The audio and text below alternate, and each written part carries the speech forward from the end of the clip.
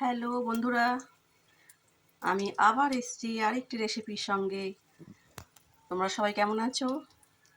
তো আমি এসেছি আমড়া, ছোট ছোট আমড়া আর এই যে পোস্ত বাটা দিয়ে একটা চাটনি হবে।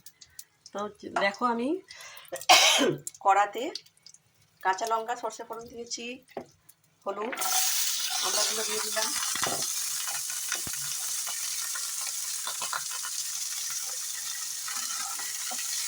আমড়াগুলো বেশি ভাজতে হবে না, জাস্ট সর্ষে আর লঙ্কার সঙ্গে মিশিয়ে দিতে হবে। নুন হলুদ সব আমি দিয়ে দিয়েছি। একদম ছোট ছোট বাজারে যে আমড়াগুলো পাওয়া যায় সেই আমড়াগুলো আমি দুয়াখানা করে নিয়েছি। তো পোস্ত দিয়ে দিলাম, অনেকটা পোস্ত লাগে, তাহলেই খেতে ভালো হবে। আর একটুখানি দিয়ে দিলাম চাট মশলা, উপর দিয়ে চাট মশলা ছড়িয়ে দিলাম।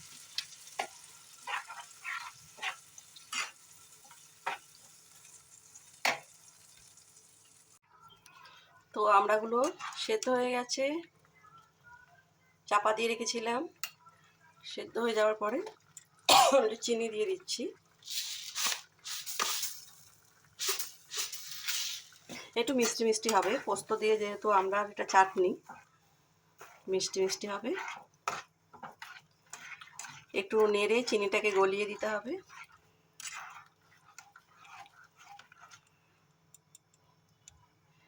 তো চাপা দিয়ে আবার একটু ফোটাতে হবে।